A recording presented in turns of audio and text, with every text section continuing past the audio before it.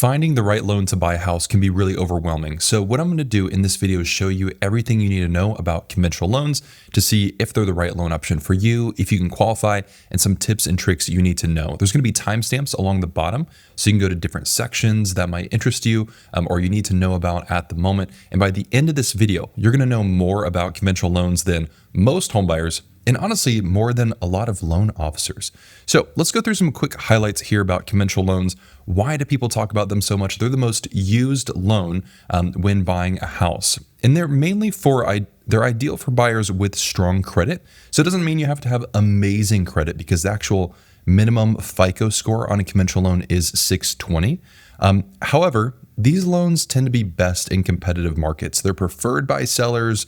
And when you have a conventional loan, sellers view you as someone who's really qualified to be able to buy the house, so they have confidence that deal is going to go through. So that's why conventional tends to be the default option for a lot of people. Also, there is this 20% down myth with conventional. So the way it works is conventional actually has a minimum down payment of 3%. So if you're buying a $300,000 house, the minimum down payment is $9,000. Mortgage insurance on conventional loans actually isn't required when you put 20% down, which we'll cover here in an upcoming slide, but you only need 3% down to get a conventional loan. Now, conventional loans also are for primary residences, meaning you're going to live in it.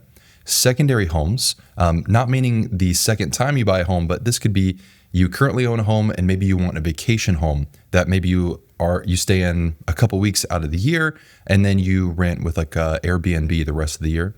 And then also it works for investment properties as well, with a minimum of 5% down. So we're going to talk about all these requirements here. Now, let's first talk about the minimum down payment. That's the biggest concern when buying a house, or one of the biggest hurdles is, do you have the money to be able to buy that home?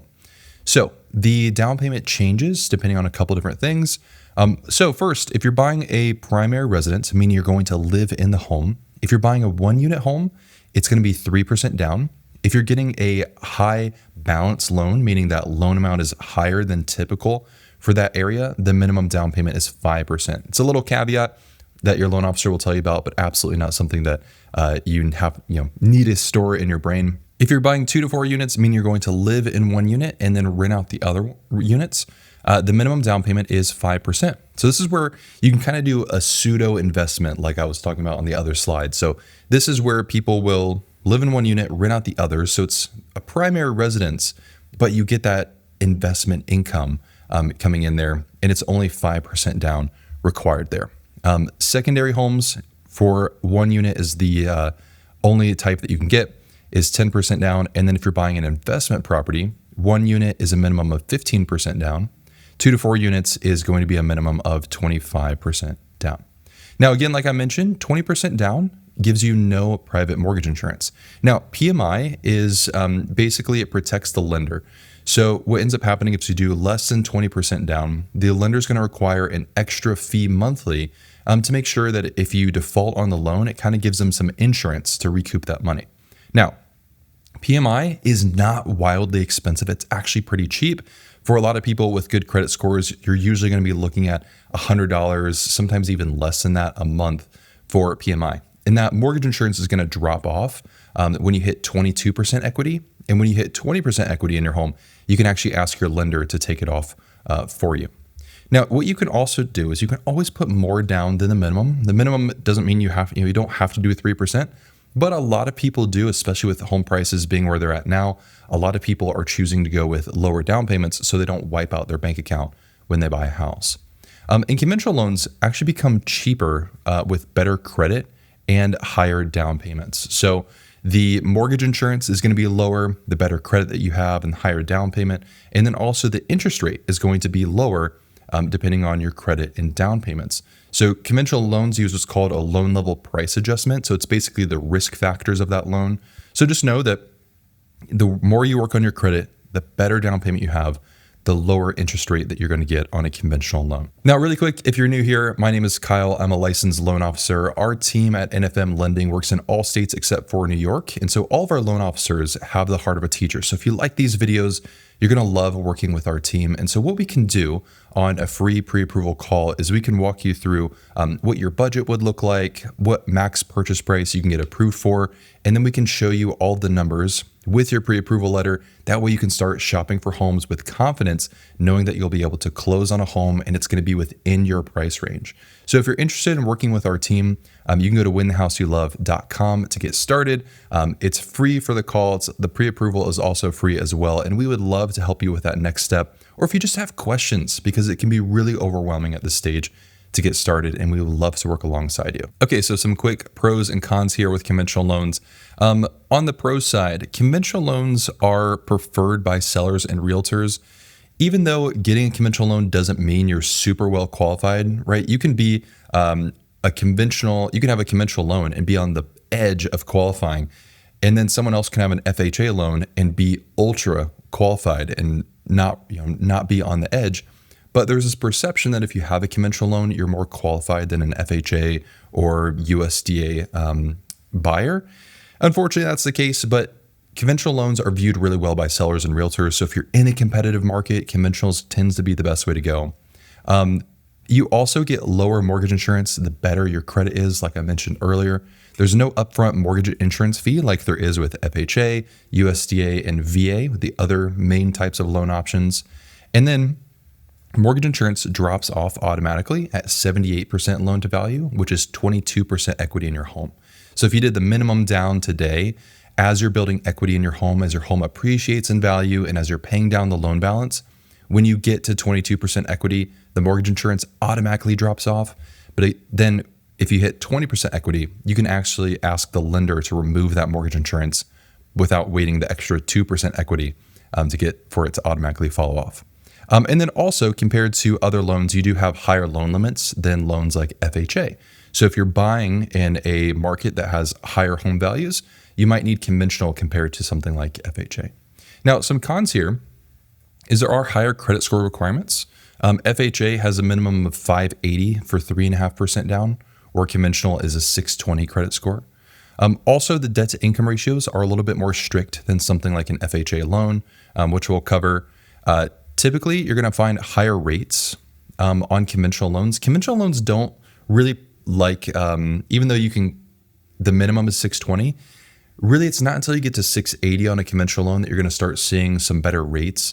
Below 680 and between 620, 680, you're going to start to see some higher rates with conventional loans, especially compared to FHA. Also, higher down payments on multi-units and investments. So with FHA, you can actually do 3.5% on a multifamily home, a 2 to 4 unit home that you live in, where conventional is going to be 5% down. For investments, FHA doesn't have the ability to buy an investment property, but conventional does. And then also it's less flexible in their credit guidelines. So if you have some issues with credit or some late payments, FHA is going to be a better option than conventional. Conventional tends to like a little bit of a cleaner credit profile than something like FHA. Now, conventional, just in general, what it is, it's the most common type of loan that's offered by pretty much every bank and mortgage lender. And it's one of the 4 main types of loans. So you have conventional, you also have FHA, VA, and USDA.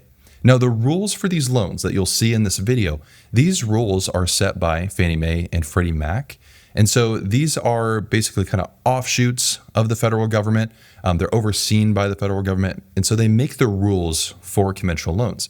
And between these two entities, they have very similar rules for conventional loans, but very slight differences between the two. And so when we're approving you for a loan, or any lender for that matter, they're taking your loan application and they're feeding it into the software that's created by Fannie Mae and Freddie Mac. And so what will happen is Fannie Mae, Freddie Mac, they do all their algorithms and stuff, and they come back with either saying, hey, this loan is good to go, or this loan isn't going to work. And so what can end up happening is sometimes we can actually submit your loan to both of them. And Freddie Mac, for instance, might give a thumbs up and Fannie Mae might give a thumbs down. And so what we would do is we'd take that loan and move it with Freddie Mac. We would underwrite it with their underwriting guidelines and not Fannie Mae. And so that's what's called dual AUS. So AUS is the automated underwriting system. It's basically the software that we use that Fannie Mae and Freddie Mac create that have all the algorithms to approve your loan. So what we do on our team is we actually run your loan through dual AUS to give you the highest chance of approval. So instead of just running it through one lender or through one set of guidelines, like a lot of lenders do, we'll run it through both to make sure that we can see you have the maximum chance of approval there. And sometimes what can end up happening too is one of those underwriting guidelines might give us something like an appraisal waiver where the appraisal isn't required, or it might reduce the documentation that's required to make that loan easier to use. And so running dual AUS allows us to have the best chance of getting approved for a conventional loan. Okay, so HomeReady and HomePossible you might hear, and it starts becoming a little bit confusing. So there's a standard conventional loan, but then also underneath conventional, you have HomeReady and HomePossible. They're basically the same programs. HomeReady is the Fannie Mae version, HomePossible is the Freddie Mac version. So when we talk about these, don't worry about the differences between the two. We can just view them as HomeReady, HomePossible. So we have standard conventional, and then we have HomeReady, HomePossible conventional. Okay, so standard conventional is what most people get, but HomeReady, HomePossible, what ends up happening is if you have 80% or less than the area median income in the area that you're going to buy, what you're going to get is you're going to get a lower rate, lower mortgage insurance, and you can do 3% down even if you're not a first-time home buyer. Okay, so it's really great to get HomeReady and HomePossible. Again, you have to be at or below that 80% area median income limit, which you don't have to know off the top of your head. You can just talk to your loan officer and say, hey, I was just wondering if I might be able to qualify for HomeReady or HomePossible and see if that's an option. I'll also put a link in the description for the area median income limit lookup map. And so you can go in there and look at the area that you're wanting to buy in. And if you're at that HomeReady level or below in income annually, you can qualify for HomeReady and HomePossible. It's really great to just take advantage of getting a lower rate that way. Okay, so we have the down payment, but now we have to talk about closing costs. People forget about closing costs all the time because the down payment's all that's talked about. So closing costs are basically everything in that transaction. There's gonna be multiple people helping you be able to purchase that home. So for instance, when you buy the home, you're going to have an appraisal. So the appraiser is going to go out and make sure the home is actually worth what you're purchasing it for. So if you're buying it for $400,000, they want to make sure that the home isn't worth $300,000, right? So that appraiser needs to be paid. Also, you're going to have a title company. What they're going to do is they're going to search all of the county records to find the chain of title. So they're going to make sure that they document all of the ownership over the past period of time that the home has been owned to make sure that when you sign on that home, you are the sole owner and no one else can contest ownership of that home, because that can become a huge deal when it comes to property records where there might be liens on the property, or there might be an estate that didn't get handled correctly and there's an heir who didn't get dispersed funds when they should have. And all of a sudden now someone says, hey, actually I own part of that home that you just bought. It becomes a massive legal mess. So they are making sure that you are the sole owner, that there's no clouds on the title of the property. And then there's also title insurance, making sure that if something happens in the future where someone has a claim, that person will be able to be paid off from that insurance. Also, the county is going to charge for a recording of the deed and the mortgage. You're also in some places going to have transfer taxes. This depends based on the state and county that you're in. And then also, when you're buying a home, you're going to set up an escrow account. So this is going to include property taxes and homeowners insurance. And so the reason why this happens is because insurance and taxes are normally paid, property taxes are normally paid 2 times a year, and insurance is normally paid once a year. So instead of you making those big lump sum payments and being like, oh, I forgot my homeowner's insurance annual payment is coming up, the lender is actually going to pay those for you in monthly installments. So you pay the lender monthly installments, and then the lender is going to make those lump sum payments for you. But to set up that account, you have to create a little bit of a cushion because payments can fluctuate, year over year. And so normally that's about 2 months worth of homeowners insurance. And then you normally pay your upfront 1 year of homeowners insurance in there as well. So you can see here that closing costs aren't just like random fees from a lender. They're everything that's required for you to be able to purchase the home, the appraisal, the title, taxes, insurance. All of that is included in you being able to buy this home. And so that's included in closing costs. Your lender is going to help estimate those for you. So closing costs are going to be around 2 to 4% of the purchase price. Now you can have the seller actually pay part of the purchase price towards your closing costs if you need help with lowering the amount of buying a home. So I'll get to that in just a second. But what I want to mention when it comes to closing costs with lender fees is what you can also have is an underwriting fee that's very common from a lender, but then also you may have points. So a point is basically where you're prepaying money to lower the interest rate. Now, what we're seeing a lot of that's happening right now is because interest rates are higher than people are used to them being, a lot of lenders are doing what I call point stuffing. So they're charging thousands of dollars upfront in closing costs to give you a lower rate. The problem with that is so many people are conditioned to just say, I need to go with the lowest rate, but they're not realizing that sometimes these lenders are charging $10,000 and higher for you to get this lower rate. Well, of course, that rate's going to be lower if all the other lenders aren't charging you fees. So if you are comparing lenders, you want to actually look at making sure that the points are even when you're comparing the interest rates. So don't compare a lender who's charging you $10,000 in points. You can't say their rate is better than someone else who isn't charging you points. You have to look at, hey, can you show me what this rate would be with no points?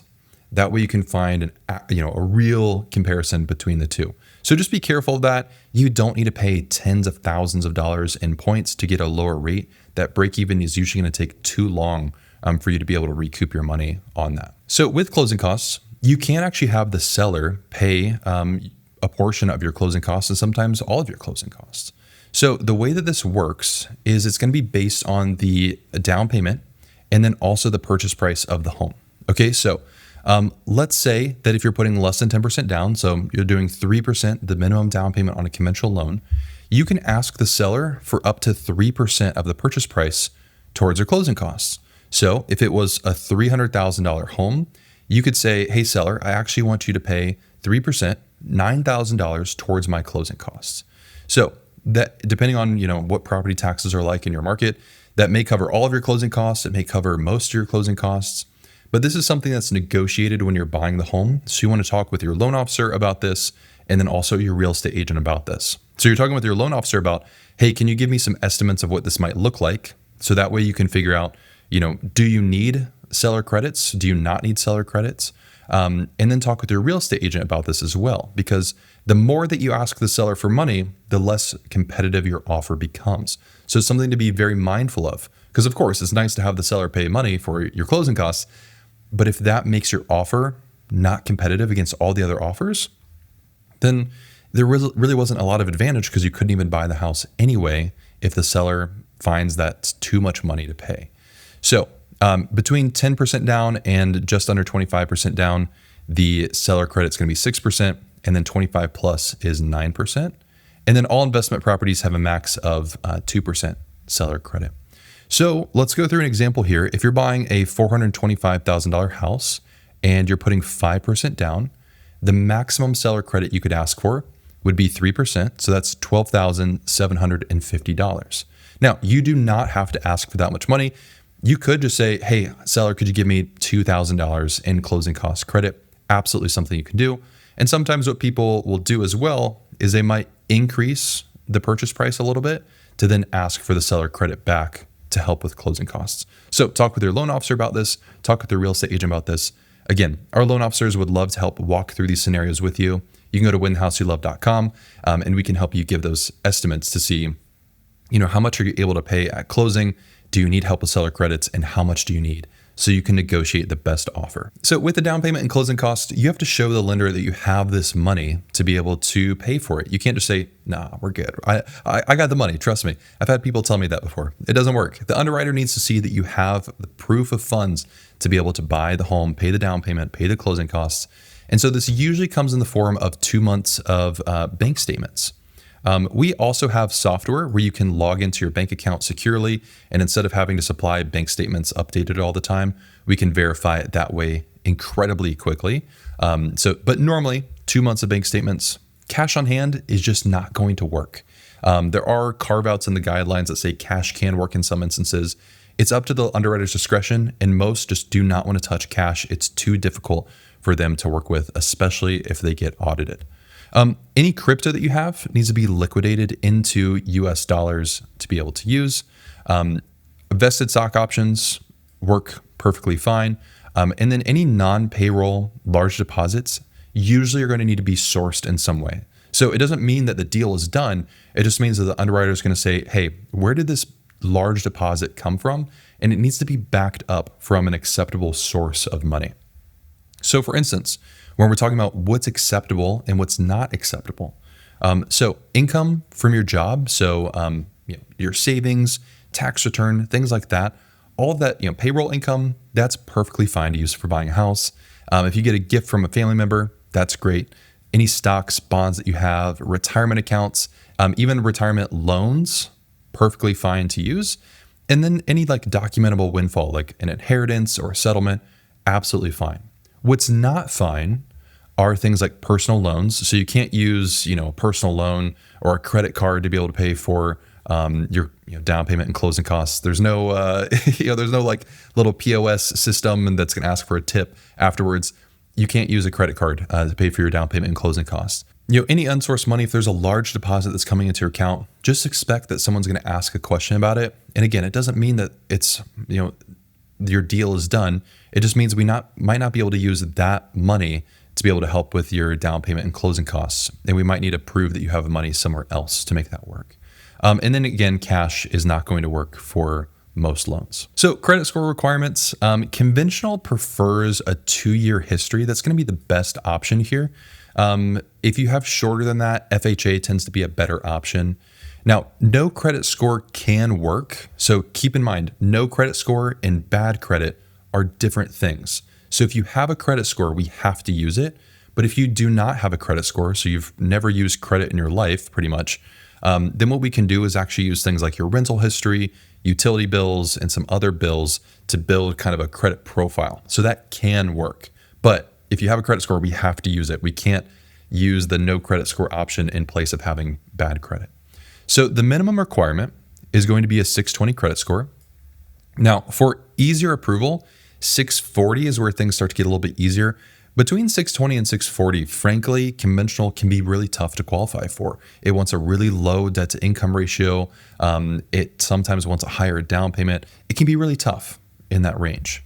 In 680, you're going to start to see rates get a little bit better with conventional. And then 780, I know this says 740 here, but 780 is actually the top of the chart. So if you have higher than a 780, you're not going to see a benefit in your interest rate from a conventional loan. 780 is the absolute maximum. And then if you have higher, great on you for having a great credit score, but it doesn't give you a better interest rate on a conventional loan. Okay, so credit scores, I'm going to show you a little tip that a lot of people don't know. So when you're buying a home with 2 people, so it's you and somebody else, it can be a little bit confusing to figure out, well, what credit score are they going to use? Because when you're buying a home, everyone has, or most people have 3 credit scores. You're going to have one from Equifax, one from TransUnion, and one from Experian. And so lenders use the median score, so that middle score. They throw out the highest and throw out the lowest, and they use the one in the middle. Now, when you're buying with 2 people, what ends up happening is they take the middle score and then they use the lowest between the 2. So ignore all the stuff on the slide here for a second. And what would normally happen with most loans is we're going to find the median. So borrower 1, the median would be 605. Borrower 2, the median would be 693. And then they would use the lowest, which would be 605. Well, again, the minimum for conventional, 620. So in this case, these 2 people would not be able to buy a house. However, again, here's a little tip here. Fannie Mae, and again, you can just talk with your loan officer and say, hey, I heard that Fannie Mae allows me to average the median score. Is that something that we can do? That's all you have to say. You don't have to know how all the details work here. But in a normal situation, this couple, these people buying a home wouldn't be able to buy a house. However, Fannie Mae has this trick that you can use where they'll actually average the median scores instead of using the lowest. So the way that this would work is they would come here and find the median again. So 605, so we have the median, 693 as our median here. And instead of using the lowest, they would actually average. So we do 605 plus 693 divided by 2 gives us 649. So we could actually qualify for a conventional loan with these 2 people using Fannie Mae underwriting guidelines. Again, that's why we talked about using that dual AUS and having these tricks available. That way we give you the highest chance of getting approved for a conventional loan. So for those who have credit issues, there are some waiting periods with conventional loans. So if you have a deed in lieu of foreclosure or a short sale the waiting period is going to be 4 years. If you have a foreclosure, the waiting period is going to be 7 years between the foreclosure and you being able to purchase a home. Now, the only caveat here is if the foreclosure is included in the bankruptcy, then you can use the bankruptcy waiting period. So the Chapter 7 bankruptcy waiting period is 4 years, and then Chapter 13 is going to be 2 years. So for instance, if you had a foreclosure that was included in a Chapter 7 bankruptcy, then the waiting period would be 4 years rather than 7 years. All right, let's talk about interest rates. So you can have an option of a fixed rate or an adjustable rate mortgage. Really, at the moment, fixed rate is going to be the option that 90% plus of people are going to get. It's going to be the safest option. Basically, it means that's going to be fixed for the entire term of the loan. So if you're getting a 30-year loan, the interest rate is going to be fixed, meaning your principal and interest payment are going to be the exact same for the entire term of the loan. So if your principal and interest payment for your mortgage is $2,000 per month, that means when you buy the home, it's going to be $2,000 a month. And then 20 years from now, it's still going to be $2,000 per month. An adjustable rate mortgage means the interest rate can change over time. I'm not going to go deep into that because at the moment, there's just not a lot of benefit to these options. In different markets, there can be, but we're not going to cover it here in this video because they're just frankly too risky for most people to be looking into. Now, there are what's called permanent and temporary buydowns to the rate. So permanent buydown is what I was talking about with point stuffing. So a permanent buydown is where think of it like paying prepaid interest to lower the interest rate. So I may pay $1,000 up front in a point to then lower the interest rate a little bit. And basically what I'm trying to do is I'm trying to lower the monthly payment and find that monthly savings that kind of lets me break even on the upfront investment of it. And so I might pay some in points and then find that after 3 years, I break even and now I'm saving money monthly. However, if I refinance my mortgage or I sold within that period of time, I lost money. So you're kind of taking this gamble on the future of are rates going to come down? Am I going to sell my house in the near future? Because if rates come down and then I refinance, paying those points didn't really make sense. And so it can start to get a little bit confusing. I can help you do all that math. You can email me. It's kyle@winthehouseyoulove.com if you have questions about what that looks like. And then temporary buydowns, we'll cover it here in just a second. So conventional loans use a risk-based system called loan level price adjustments. You might hear them called LLPAs.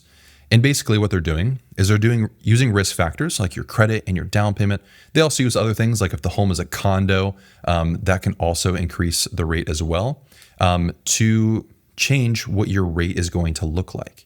And so if you go to winthehouseyoulove.com/rate hack, I have a chart that helps you estimate what kind of savings you can get depending on your down payment and your credit score. And so the chart looks like this. And on that site is a whole tutorial that shows you how it works. But basically what I wanted to illustrate is a little bit more concrete examples behind why you would want to increase your down payment or your credit score. Because so many people are like, I'm not going to buy a home. I need to build my credit. Okay. But when you look at those charts, you can actually see that, okay, well, maybe getting from a 700 to a 740 might take you a year to build your credit that way, but it might only save you 1/8% in interest rate, or it might only save you 1/4% in interest rate. And so do you really want to sit back and wait just over that small difference in an interest rate? Is that actually going to give you monumental savings compared to being able to buy the house and gain appreciation now versus renting? So it allows you to make more concrete decisions about that. And again, there's a whole tutorial on that page that walks you through it so you can understand it a little bit better. I just want to give you an intro because you can get a real deep dive into doing these loan level price adjustments and figuring out what you want to do with your long-term strategy. Now, permanent buydowns, what you're doing is you're paying the lender upfront to lower the interest rate. And the goal, like I mentioned earlier, is to break the break-even period. Now, what's really interesting about rate buydowns is that a lot of people don't realize that you can choose whatever rate you want. So when you get a mortgage, lenders actually see on their side a list of all of the rates and then all the costs with them. Now, what most lenders are going to do is they're going to give you a rate that doesn't have any costs associated with it. And that's what's called par. So you might get, let's say, a 6% interest rate, and that costs $0 in points. But to get let's say a 5.875 might cost you 1 point. And so 1 point is 1% of the loan amount. So you're paying money up front to get a lower interest rate, which will give you a lower monthly payment. And so you're trying to find the break-even point between the monthly savings and how much you paid up front to see how long it will take to recoup your money there. Now, using a buy down can be really great to help you save money. But again, just watch for lenders who are throwing tens of thousands of dollars in points, because we're seeing that a lot, just to give you a lower rate because they want to win your business, because they know that people really just focus on the rate and they're not considering all of the costs with it. Rates can come with baggage, and that baggage is the points. So just be mindful of that when you're seeing quotes. So for instance, if we go through an example here, like I mentioned, this would be par. Let's say, again, this is just example rates. These are not real rates that we're offering here. 6.5% would be 0 points. Now, let's say that you wanted to get a 6.25, right? You can choose any rate that you want. Lenders don't just have one rate. Anybody can choose whatever rate that they want. It's just going to come with different costs to it. So maybe you want to get 6.25%. Well, that might cost you 1 point, which would be $3,700 in this example. We're using a $400,000 purchase with 5% down as our example here. Now, the break even between the monthly savings versus the upfront cost would be 4 years.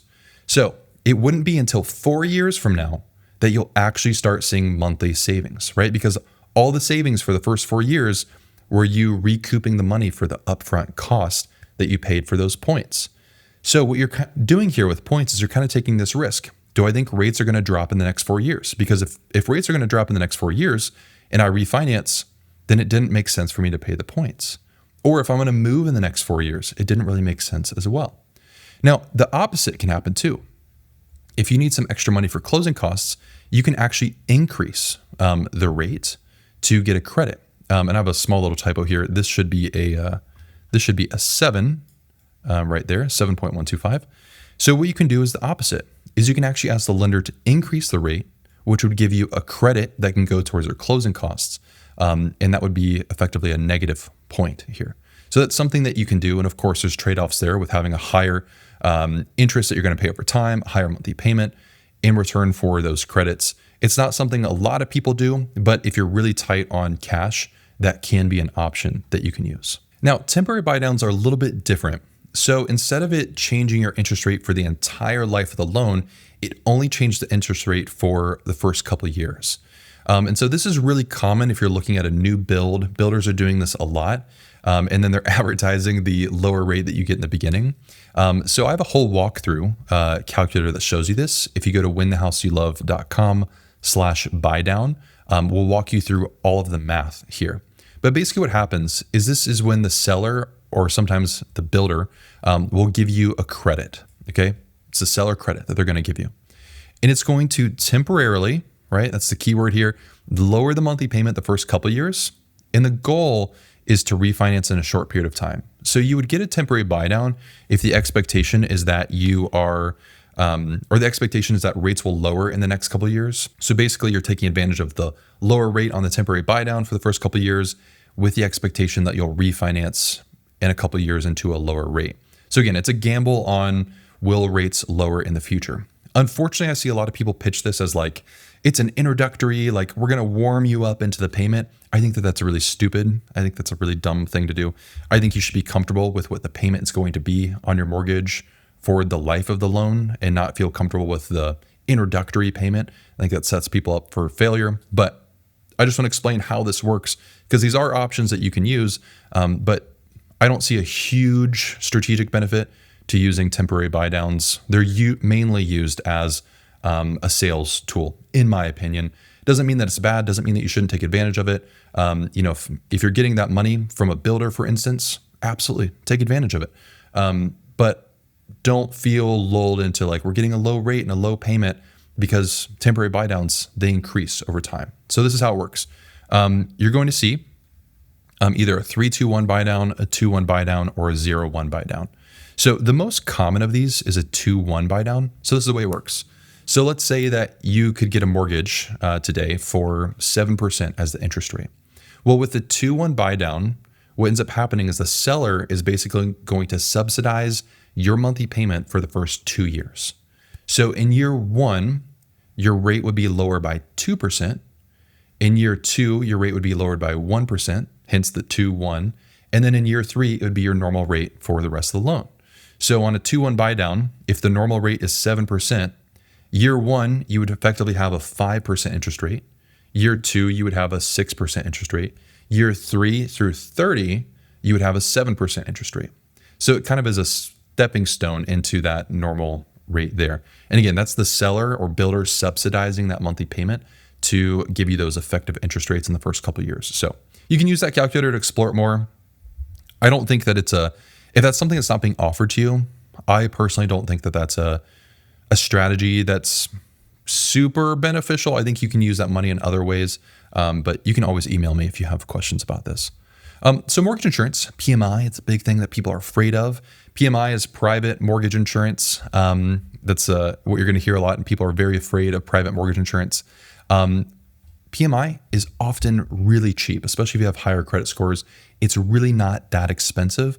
And what it's doing is it's giving you the benefit of being able to buy this home, get appreciation in the home for a really low monthly cost. Okay.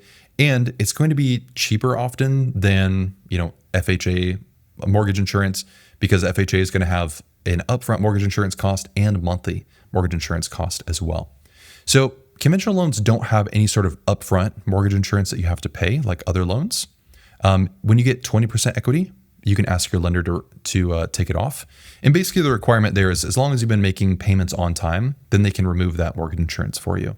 At 22% equity, it's going to automatically fall off. So it's great to catch it at 22% equity, but worst case scenario, 22% equity in the home, mortgage insurance is going to disappear for you. Now, something to be mindful here. In this video, I'm talking about the Fannie Mae Freddie Mac guidelines. However, all lenders can have what are called overlays. And these are extra guidelines that are beyond the conventional minimums. So not all lenders will approve the same borrower. So, we've been talking about, the credit score minimum 620. There are some lenders out there who actually won't approve a conventional loan unless you have a 640 or a 680. And they're allowed to make rules on top of those rules. So you might run into that. And if you do, that's okay. You can always work with another lender. We underwrite to the Fannie Mae and Freddie Mac guidelines. So we can follow all the rules here in this video. Okay, let's go through an example purchase. Run through all these numbers here. One quick disclaimer is this is all public data that I'm pulling in here for these homes. These are real listings that I found. By the time of this video, they might not be, they probably are pending or sold. That's very possible. The prices may have changed by the time I recorded this video. All the taxes are from public data, and this is only for educational purposes. I'm not offering any rates or terms here in these slides. I just want to show you what these examples look like with some real numbers here. So this is a home that I found in Phoenix listed for $400,000. And you're welcome to take a look at some of the pictures if you want to look up that address. So let's go through the estimated cash to close. So this is kind of the mortgage word for how much is due at closing. I hate that this is the term that's used because it has cash in it, and then people think they can use cash, and it's annoying. But cash to close is what you'll hear. And so on this home, I estimated that we would do a 5% down payment. So that's $20,000 down. I estimated closing costs around $7,500. Since this is a more competitive market, I put in 0% seller credits. So we would add all of this together, and that would give us total due at closing $27,589 with our estimate here. Okay. Now, for some people, they're like, that's a crazy amount of money. And then other people might feel like, okay, that's actually a little bit less than I was expecting might be required to buy a home like this. So, tons of different markets all over the US that can accommodate all sorts of different things. And I'll do a lower priced example here on the next slide. For the monthly payment, the principal and interest here would be around just under $2,500. Mortgage insurance, the PMI here would be 190. Property taxes would be 209. Homeowners insurance estimating at 160. And then there are HOA fees of just under $70. That would give us an estimated total monthly payment of $3,104 to buy this home. So I just want to add some real life numbers here to make this feel a little bit more concrete to see, like, is this something that could be doable for you and your family? Another example here, smaller home in Dayton, listed at 189, when I looked up the price here. So let's go through the cash to close again. A 3% down payment would be $5,670, estimating the closing cost at just shy of $4,000. And then in here, since this is a less competitive market, I estimated that we would ask for 2% of a seller credit. So that's 2% of the purchase price. So that would be a credit of $3,780, giving us a cash to close estimate of $5,857. That would be the amount due at closing to be able to buy this house. Now, the estimated monthly payment here, principal and interest, would be just under $1,200 per month. Mortgage insurance would be $92. Property taxes would be $162. You notice the taxes here. In Ohio, property taxes are a little bit higher than Arizona. Homeowners insurance around $70. HOA, there's no HOA. And so the estimated monthly payment here would be $1,519. Okay, so conventional loans have loan limits depending on the amount of units that you're buying. So most people are going to be buying a 1-unit home. So the loan limit would be $806,500 in 2025. So that doesn't mean the purchase price limit. That's just the loan limit there. Remember, you're doing some sort of a down payment. And so you might actually buy, you could buy a home that's $1 million and still just have the loan be $806,500. You're putting a down payment for that gap there, but you can still buy a home that's that much money as long as you're within that loan limit. Now, these are just the base loan limits. Conventional does have what's called high cost areas. So if you're in a high cost area, I'll put a link in the description. What you can do is look up the county that you're buying in. And there are some counties where these loan limits actually increase. For most of the US, they're going to be these loan limits, but there are some areas, San Francisco, for instance, or Nashville, that are going to have higher loan limits than these. These are called high cost areas where you can actually get a loan that exceeds this loan amount with 5% down to be able to purchase that home. All right, so student loans really scare a lot of people when they're looking at buying a house. They think, I have student loans, and so I'm not going to be able to buy a house at all. This is simply not true. Student loans, the main impact that they have is they can change how much of a mortgage you can get approved for because they impact your debt to income ratio in different ways. So here are the rules. We have Fannie Mae and Freddie Mac. Like we mentioned, have some different little nuances between the two. So they have some different rules with student loans. So if your loan is deferred, Fannie Mae is going to require that we use 1% of that loan balance in your debt to income ratio.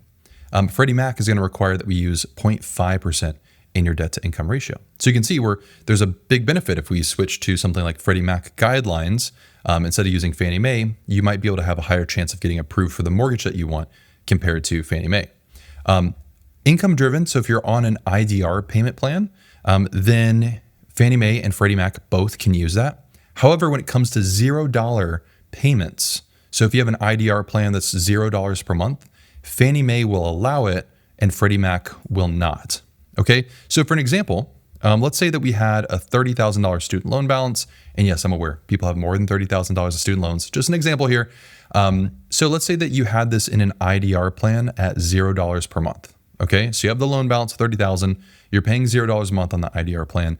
Fannie Mae, if we went through Fannie Mae underwriting, we would be able to use $0 per month in your debt to income ratio. On Freddie Mac, we would have to put $150 per month in your debt to income ratio. Now, that does not mean nothing changes with your student loans, right? Getting a mortgage does not change how you pay your student loans. That $150 per month just means that we're including it in the calculation for what kind of mortgage you can get approved for. So that happens on the back end. It does not mean that you're going to be paying $150 a month for your student loans. It's just what we include on the math for how much you can afford. Okay, so employment. You need a 2-year history of stable employment. Now, that does not mean most people hear that and think, I haven't been at my job for 2 years. It does not have to be at a specific job. It just means that we have to look for, over the past 2 years, what have you been doing? And underwriters want to see that you have a history of stable employment and an expectation that you'll have employment in the future. So it's ideal to be in a similar field if you are changing jobs. If you're changing to multiple different fields, it can get a little bit tricky. And sometimes we have to, take a little bit more of a look into your stable employment to see if you can get approved.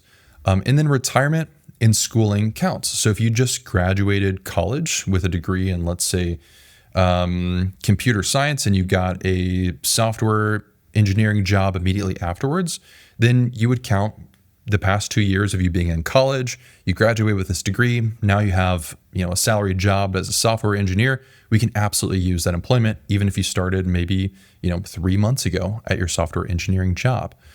Same thing with retirement. Retirement is absolutely fine as long as you have income coming in to support that loan, or you have a large amount of assets that we can use to show that you can pay back that mortgage, then retirement is perfectly fine.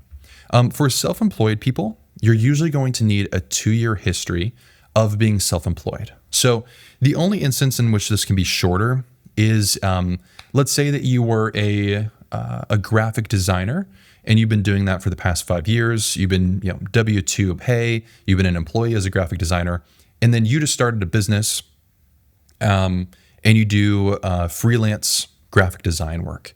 So if you've been doing that for a year, we can get away with 1 year minimum history of self-employment because you had that history of being a graphic designer and now you're doing the same thing. However, if you're switching into something completely different, you went from being a graphic designer, W-2 job to now you started a landscaping business, then we need a 2-year history to be able to average that income and see some consistency with that self-employment income. Non-taxable income can be grossed up 125%. So that's really helpful for people who are, retired, for instance, and have Social Security income. That's something that we can gross up. Conventional loans also have this little trick where we can use rent history. So this is only needed if when we run through the underwriting software and you can't get approved, sometimes what we can do is add in your rental history to kind of nudge the approval forward. So what happens is a 12-month on-time rental history can help with an approval. It's not guaranteed, but it can help if you weren't able to be approved before. And what happens is we use bank account history to find regular rent payments. And so we have a software that you log into securely with your own bank credentials, and it finds any repeat transactions.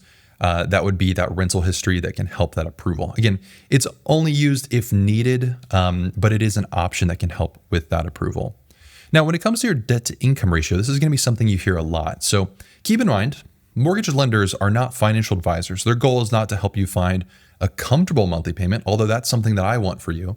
The main job for a lender is to help you get approved for the mortgage.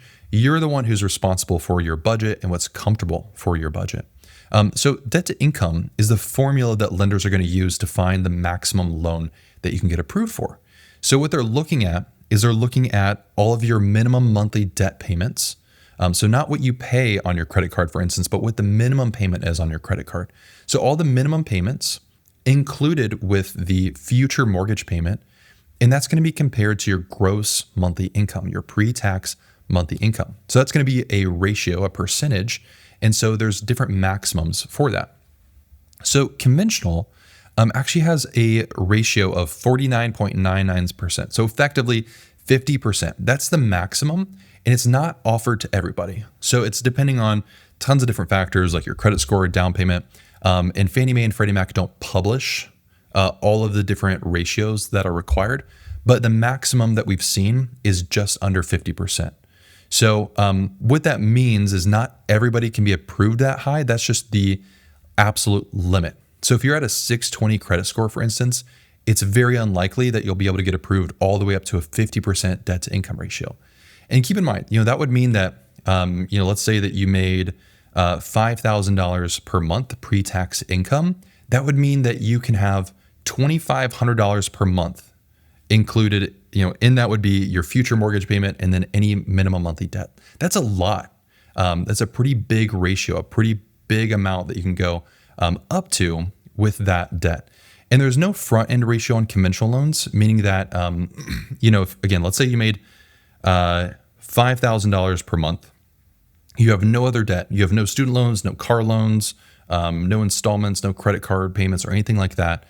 No front end ratio means that your mortgage payment can actually fit in that 49.99%. So you can get approved with quite a lot with conventional, but keep in mind, you are responsible for your budget, not a lender. Just because you get approved for it doesn't mean you should take it on. And most of the time, people will get approved for a loan that's way more than they should take on in their budget. Okay, so please just keep that in mind. If you're struggling with getting a debt to income ratio that's going to work, so if your lender says, hey, your debt to income ratio is too high, what you can do if you have someone in your family or you have someone who's willing to basically be a borrower on the loan with you, what's called a non-occupant co-borrower. This would be someone who's not going to live in the home, but they're going to be on the loan with you. And so that can be something to help you increase your affordability, but it does take the minimum down payment up to 5% down. So a good example of this is I worked with a client who was self-employed, recently started their business, and the income wasn't, that we averaged over the past 2 years wasn't exactly where we needed it to be for them to be able to buy the home on their own. So they added their father onto the loan. And even though the father wasn't living in the home, their income helped increase the income on the loan so we could help them qualify for that mortgage. So just another example here. Let's say you made $90,000 per year. This would be pre-tax or gross income. The maximum debt that you could have per month, including the mortgage, would be $3,749 per month. So that would have to include the mortgage and then any other things you have like student loans, car payments, credit cards, things like that. One big advantage to conventional loans over something like an FHA loan is that they don't have to follow community property rules. So in community property states, basically what ends up happening is it's not, if you're married, if one spouse has a debt, effectively both spouses have the debt. And so, for instance, on an FHA loan, if you're in any of these states, what ends up happening is if you're married and you buy the home, let's say you're just on the mortgage, we also have to look at your spouse's debts and include that in the debt to income ratio. On conventional loans, they do not require the spouse's debts if they're not on the loan. So if you have your spouse on the debt, then their income and debt can be included. However, if your spouse is not on the loan, then we do not have to include their debt to count against you in getting approval for that mortgage. So it's a really nice plus of conventional compared to something like FHA. Now, if you want help running through some of these debt to income numbers and using the formulas lenders do, I have this calculator called the Max Purchase Price Calculator. And so what you can do is you can actually use this, plug in your own numbers here. So you plug in your scenario, so down payment, estimated interest rate, you put in your gross income along with the debts that you have. If you have a co-borrower, the debt's on there as well. And it gives you a affordability dashboard. So it shows you an estimated max purchase price, a total monthly payment, all the breakdowns for that, and then shows you here some different purchase price ranges depending on all the different limits and debt to income ratios for conventional loans, for instance. It also walks you through estimating monthly costs like utilities and maintenance. It shows you estimates of closing costs, if you're going to put in different offers at different price ranges, and then also shows you how all the math works. Like I explained in this video, it does that in more detail, and then also shows you different affordability theories like Dave Ramsey or the qualified mortgage or 2-6 ratio that can help you get a better understanding of figuring out like what your ballpark number is for buying a house. So if you would like that, you can get that for free. It's the Max Purchase Price Calculator at winthehouseyoulove.com/maxprice to use that download and explore those numbers. Okay, so some property types you can use. Most people are gonna buy a single family home, but you absolutely can also buy a condo or a townhouse, manufactured, modular, and then also a 2 to 4 unit property. Again, where you live in one unit, rent out the others for 5% down. It's a great option. Now, ADUs, again, Fannie Mae, Freddie Mac have some slight differences between the two. If you're buying a 1 unit home, you can have one ADU, and then 2 to 4 units here have some slightly different rules. But something to keep in mind is that they must have separate features for a kitchen, sleeping, bathing, and a bathroom. And they also have to have their own entrance and exit. So not everybody is in a state or an area that has ADUs as a focus, but something to keep in mind when you're looking at conventional. If you do have ADUs or casitas or something similar to that in your area, these are some guidelines you want to keep in mind. Now, the occupancy rules kind of confuse people a little bit. So this is how it works. So when you buy the home, there is going to be a move-in deadline. So for conventional, you need to move in within 60 days of closing. Okay, so if you're buying it as a primary residence, so you're saying, I'm gonna live in this home, you need to move in within 60 days. Now, the minimum occupancy before renting. So let's say you're doing kind of a house hacking strategy where you're saying, I'm actually gonna buy this home for, let's say 5% down. I'm gonna live in there and then I'm gonna rent it out, and then I'm gonna buy another home, and then I'm gonna rent it out, and then I'm gonna buy another home. So people do this to kind of build up a investment portfolio of homes. So they live in the home before they then rent it out. So the minimum time to do this before renting out the home is 1 year. So you need to stay in that home for 1 year as your primary residence. And then you can move out, rent it out, get income from it, buy another primary residence home. However, if you move out earlier, let's say you only live in that home for 6 months and then you want to rent it out, you actually have to refinance it into an investment loan. If you don't do that, it's considered occupancy fraud. And they do check for it. And it's something that you do not want to be caught with or be caught doing. Okay, so if you are going to use a strategy to buy the home, rent it out, you have to stay in there for at least a year before you rent out that home. Now, people get confused because then they think, well, I have to stay in there for a year before selling. Absolutely not true. There's no requirement for staying in a home before you sell it. You can buy a home and literally the next day, if you want to, sell it. I think would be a bad decision. You'd waste a lot of money doing that. But there's no minimum occupancy before selling the home. It's just if you're going to rent out the home, if you're going to move out, rent it, you need to be in that home for at least a year. Otherwise, you have to refinance into an investment loan or it's considered occupancy fraud. So the appraisal, what happens with an appraisal is you have a third-party appraiser hired by the lender to verify the value of the home. So the appraiser, their main job is to make sure that the home is meets collateral requirements. So they're mainly using it to justify giving you a loan for that amount of money. They are not an inspector. So you absolutely still need to get a home inspection. A home inspection is going to make sure that when you buy that house, you don't have tens and thousands of dollars in repairs that you need to pay for. The appraisal is just to make sure that the value of the home matches the purchase price of the house. Okay, so you're going to have an appraisal, but please also get a home inspection to make sure that you're protected and you know what you're buying. That way you don't have to pay thousands of dollars in repairs, or at least if the home does need work, you're aware of it before you buy the house. The appraisal for conventional is the easiest of all the other loan types. And so that is also another reason why sellers do tend to prefer conventional loans, is because FHA loans really want a move-in ready house, where conventional has a little bit more leniency with the condition of the home. And keep in mind that the appraisal is mainly there to protect the lender. Okay, so it obviously can still help you. If you are buying a home that's $300,000 as the purchase price and the appraisal comes in at $250,000, absolutely that can help protect you and saying, okay, maybe this home is not worth $300,000, but please get an inspection. The appraisal is not the inspection, so please get one to protect yourself. So what the appraiser is looking for is minimum property requirements. So what they're looking for is some big issues. So these would be things like any active roof leaks.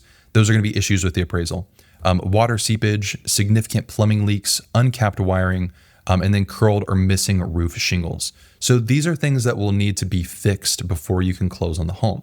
Now, things that are fine on the appraisal, so the appraiser might note them, but they're usually not an issue, are things like a worn floor, minor window cracks, minor damage to interior walls, damaged or missing interior doors, and then missing handrails normally are fine and good to go. Some other big issues: damaged or failing foundation, mechanical system that's not functioning, any failure of sanitary systems, mechanical systems exceeding their life or they're non-functional, and then any evidence of failure in sanitary systems. What's fine: missing hardware, missing light fixtures, minor leaks in plumbing, a deteriorated sidewalk, and then also damaged countertops are fine with conventional loans. Now, there are also different appraisal types. What most people are familiar with is a traditional type of appraisal. And this is where they get the value from the appraisal. And this is where an appraiser goes out and they look at the interior of the home, the exterior, they do an inspection and come back with a value. Now, what can also happen is you can get an appraisal waiver. And so there's a couple different terms around appraisal waiver. Unfortunately, appraisal waiver is kind of the broad term. With Fannie Mae, it's called value acceptance. With Freddie Mac, it's called automated collateral evaluation. The names don't really matter too much for you. But an appraisal waiver is basically what ends up happening is the software looks at the contract price. So let's say it's $300,000. That's what we say you're going to buy the home for. They use a data model to say, is that safe for us to lend you that amount of money? And so with an appraisal waiver, it means that you don't have to have an appraisal. And this is actually a really great thing because it saves you the money on the appraisal, which sometimes can be, around $700. So it saves you the money on the appraisal. It saves you time so you can close quicker. All around is really great. I know people kind of feel like, well, no, I want an appraisal to justify the value. You should be justifying the value of the home with your real estate agent and finding comparables in like a market analysis. That should help you validate the price of the home, not just one appraiser's opinion. Because if the appraiser comes in, does an appraisal, and actually gives you a lower value, it might kill the deal. So an appraisal waiver really is great. Saves you money, saves you time, and then saves the deal from falling through. If you need that extra verification that the home is worth what you're paying for, talk with your real estate agent. They can help you pull comparable homes to find that it actually meets the value that you're looking for. And then since COVID, there are some hybrids where basically you can use, or lenders will use property data reports. So they'll use the contract price, but then they can also use interior and exterior data collected by a third party instead of an appraiser. And then there's also kind of a hybrid too, where an appraiser comes up with a value, and then also interior and exterior data are collected and given to an appraiser. So all different types. You don't have to know all of these. Just know that if an appraisal waiver does come up, it does really benefit you compared to a traditional appraisal that would cost more money. Now, something I want to highlight is appraisal waivers versus an appraisal contingency waiver, because in really competitive markets, there have been people who they will waive their appraisal contingency. So in your contract, most people have a contract that says, for instance, within 2 weeks, the buyer will have an appraisal done on the property. If the appraisal comes in short, then the deal it'll explain either the deal gets canceled or the buyers can, or the parties can renegotiate the purchase price of the home. And so I would never suggest doing this unless you had a boatload of cash and you're comfortable with paying the money needed. Because let's say you buy that $300,000 house and the appraisal comes in at $280,000. Well, there's a $20,000 gap and the lender's not going to give you that money. So either the seller needs to come down in price or you need to bring an extra $20,000 to the table to purchase that home, or you meet somewhere in the middle. Most sellers don't want to come down in price. Most buyers don't want to bring extra cash to the table. So what people were doing is they were waiving that appraisal contingency in the contract. And that appraisal contingency offers you protection.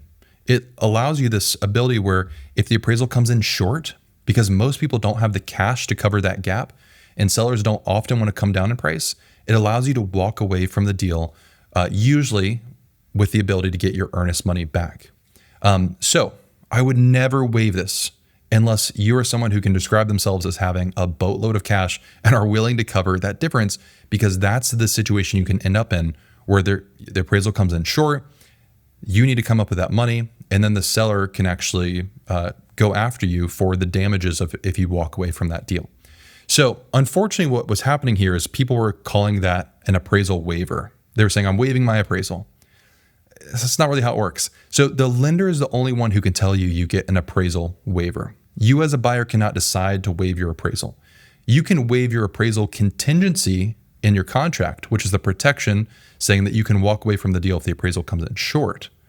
But I just want you to have that in your mind, because some people are calling it an appraisal waiver. They're like, oh, I waived my appraisal. It's not really. They waived their appraisal contingency. An appraisal waiver is where the appraisal actually doesn't happen.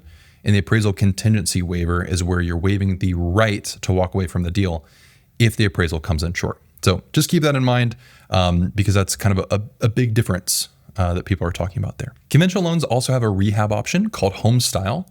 And this allows you to purchase and then rehab. And this is great for repairs, remodeling, or improvements. So if you're looking at a home that needs a little bit of work, look into Home Style renovation.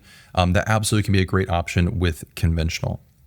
House hacking is something that people do with conventional as well. House hacking is basically where we're using a mortgage to kind of treat it like an investment property, but we're staying within the guidelines. And so house hacking would look like something where you're buying a 2 to 4 unit property with just 5% down, you're living in one unit and renting out the others. So for instance, you could buy a duplex, live in one unit, rent out the other unit, get that rental income that helps pay down the mortgage, buy it for only 5% down, live in there for a year, and then you can move out, buy another home, and rent out both of those units. So that's absolutely something you can do with conventional. That's perfectly legal to do. Rental income can help you qualify. So 70% of the gross rental income can be used to help offset that mortgage payment. Something to keep in mind too is conventional doesn't require a self-sufficiency test. So on an FHA loan, when you're buying a multifamily home, there's a self-sufficiency test, meaning that the other units have to be able to offset a certain amount of the mortgage payment. And it can be really difficult to qualify for a minimum down FHA loan on a multifamily home where conventional does not have that requirement.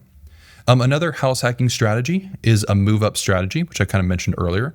So this is if you're buying the home as a primary residence, you live in the home for a year, then you move out, you rent it, and then you can buy another primary residence. Absolutely something you can do to help kind of build up an investment portfolio. And then, of course, the try and true method of you can have roommates.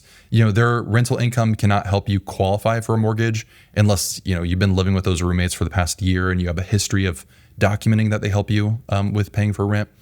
So most people can't qualify in that way. But even though you have to qualify on your own, having roommates absolutely can help you offset that mortgage payment. Okay, so refinancing, there's a couple different refinancing options with conventional. You're going to have what's called a limited cash out. So this is what most people think of with a refinance. It used to be called a rate and term refinance. Now it's called limited cash out because, I don't know, they wanted to make things more confusing. Why not? So there's no wait period here. But what happens is you refinance to lower your rate and your monthly payment. So let's say that the market rate right now is 7%. And then 2 years from now, we see the market rate lowers to 6%. Okay, well, you can refinance into that lower 6% interest rate. You do still have to qualify again for that mortgage. So usually an appraisal is going to be done. They have to verify your income and your credit as well. A cash out is where you actually pull equity out of your home as a lump sum of cash. And so this is going to require 6 months after you purchase the home. Okay, so this might be where you bought the home, maybe 5 years from now, the value of your home has gone up. You've been paying down the mortgage, and now you want a lump sum of cash to help pay for maybe pay down a bunch of credit cards that have a really high interest rate. So you can pull out a lump sum of equity from your home that way. Again, you have to requalify for that refinance in the future. Now, there is something called delayed financing that most people don't use. The requirement's within 6 months, but basically what happens is if you have the cash to buy a home, so let's say you bought the home in cash to get a better deal and to make the transaction go through quickly, you can actually do delayed financing cash out to then get a mortgage and pull the cash back that you used to purchase the home. So this is really great for people who have a lot of cash and want to use that to their advantage, but it's not common for most people. Now, the success rate when you're putting in an offer here is conventional is generally preferred by sellers. So if you're in a competitive market, conventional is going to be the best way that you want to go most of the time. It's kind of seen as the standard option. Most loans are going to be conventional. And it can be more preferable than cash if the offer is higher. A lot of markets, a lot of people are dealing with cash buyers. And really there's little things that we can do to make your offer stand out above cash, but cash is just really valuable to sellers because there's a high guarantee of that closing. It's a lot quicker. There's less hurdles in the way. And so conventional can be still competitive against cash. In this situation, if you're going up against a lot of cash offers, what you want to ask your lender for is a fully underwritten approval. So they're going to do all of the work up front. That way you can close really quickly. And then also you might want to talk with your real estate agent about, you might need to go with a slightly higher offer. So people with cash can tend to put in lower offers than with people going with financing. So for instance, if there's a home listed for $300,000, well, if that home then gets a cash offer from someone saying they'll buy it for $295,000 in cash, but you come in and say, I'll buy it for $305,000 with a conventional loan and I'm fully underwritten. Okay, those deals might be able to close in a similar amount of time. And with you, the seller is making $10,000 more than they are with the cash offer. So it's not guaranteed, but you still can have some competitive advantage against some cash offers. So talk with your real estate agent, talk with your loan officer about this if you are coming up against a lot of cash offers. And then also keep in mind here that some buyers tend to make really risky offers with conventional loans. And I mean, they can do it with other loans, but it tends to be that if you're in a really competitive market, there are people who are doing things like waiving their appraisal contingency or they are waiving their right to a home inspection. These things can be really risky, and I don't suggest you do it. Only do these things. Again, if you're someone who can classify themselves as saying, I have a boatload of cash, okay, and you're willing to take the risk of it and you really want that home, maybe that's something that you look at doing. But for most people, I would not suggest doing that. So if you want to get started on your conventional loan approval, you can go to winthehouseyoulove.com. Our team works in all states except for New York. Just click this green button here to get started. If you like this video, you're going to love working with our team. All of our loan officers have the heart of a teacher. So we'll explain the process to you, answer your questions along the way, and make sure that you feel confident in the numbers that you're looking at with your approval. You'll get that pre-approval letter so you can go talk with a realtor, shop for homes, and feel confident with moving forward with your purchase and shopping for homes. If you have questions, you can email me, kyle@winthehouseyoulove.com. You can also leave a comment here. I answer all the comments and would love to help you with that next step.